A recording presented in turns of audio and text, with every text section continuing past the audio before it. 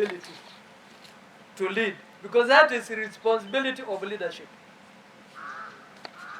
When we train youth, we talk about only 3 main things. And even your youth, even your child, when you train on these 2 areas, 1, train the child how to make decision.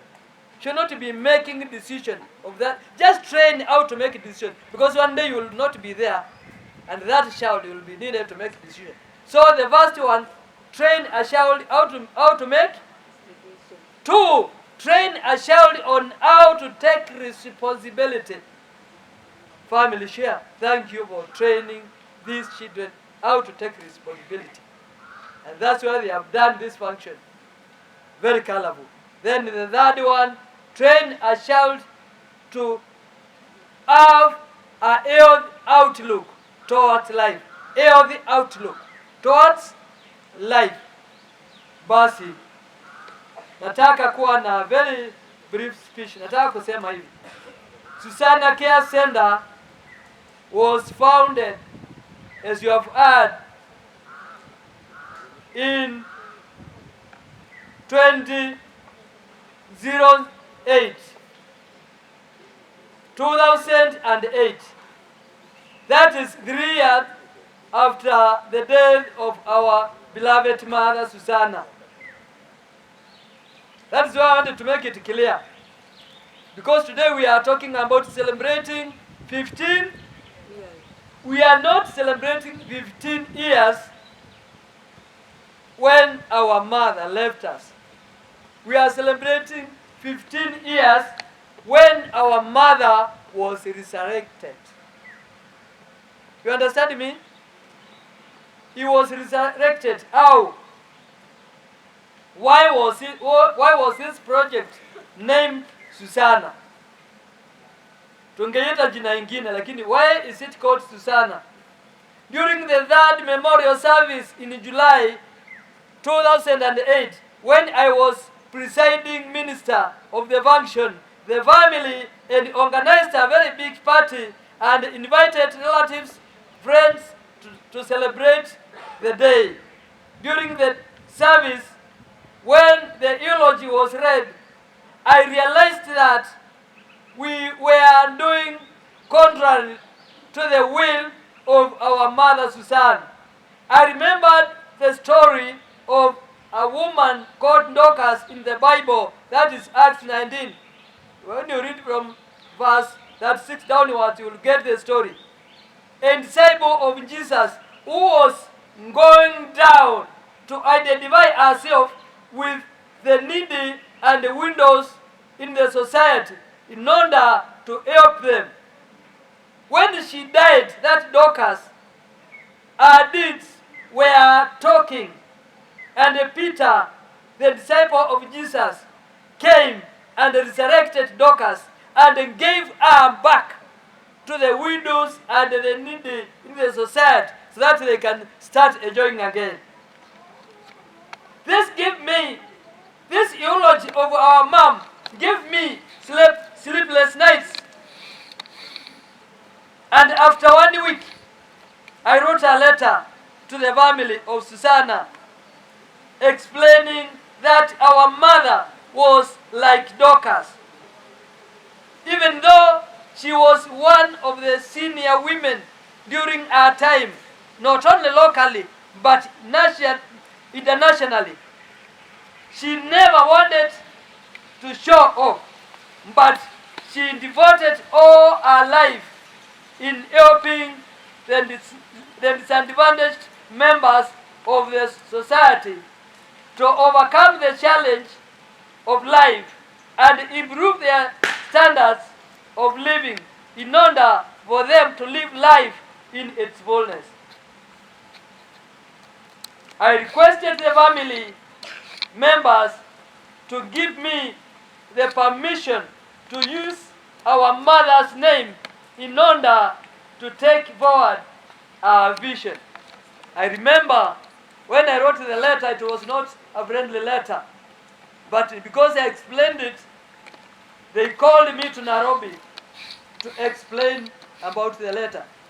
The letter 8 was, you are insulting your mother. Because we sat down, we celebrated, but our mother was not going down, was not sitting to celebrate and make merry. He was going down to the village to identify the needy people. That's why I gave that letter, that edict. But thank you for the family, because for the first meeting with you in Nairobi, it was a meeting of tough questions towards me. Being asked questions by strangers, because I never knew you in length, and you never knew me. But after having a long round table for over half an hour, I can only remember the last question, which was asked by Florence.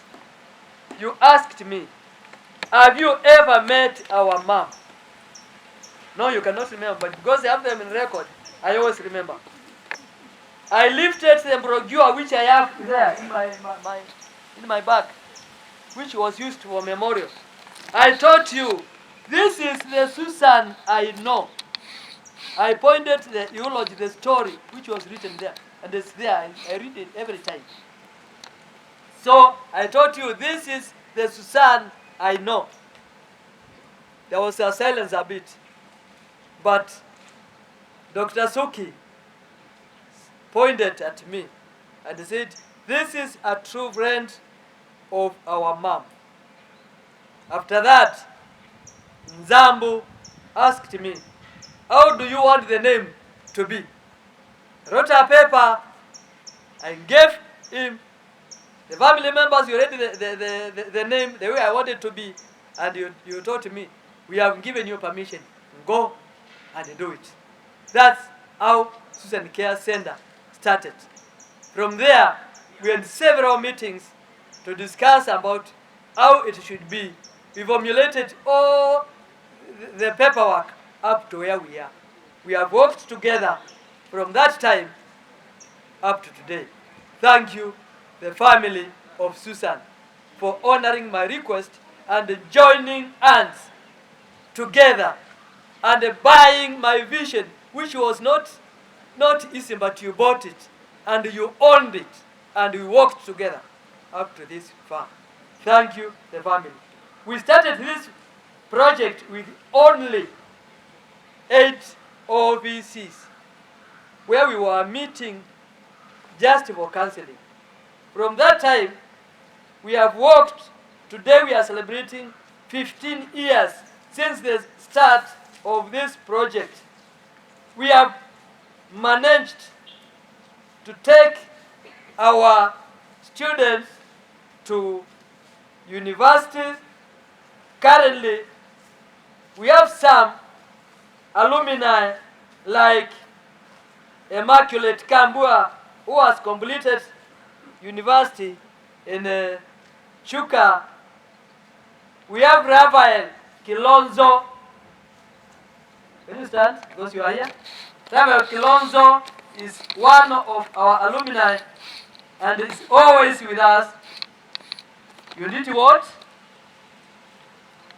I did many Kizungu, sema tu kwa hiyo lugha tutaelewa. You did what? I did plumbing, Electrical installation, computer, and now I'm pursuing what you call engineering in motor vehicle. Thank you. Those are part of our alumni, and also we have another one. There are many, but I'm mentioning a few, called Fundi Jospin. Fundi Jospin, when after finishing secondary school, he was our caretaker there, but he was blessed to join several courses. Now he's working. Today he could not come. He's around at the river, working there. We have several. Currently we have some OVCs who are in university, like Alex in university, Kiema, Cyrus in TUM, Siobata in TUM, Purity is here. When? I will not mention. Those who are here, I will not mention. Purity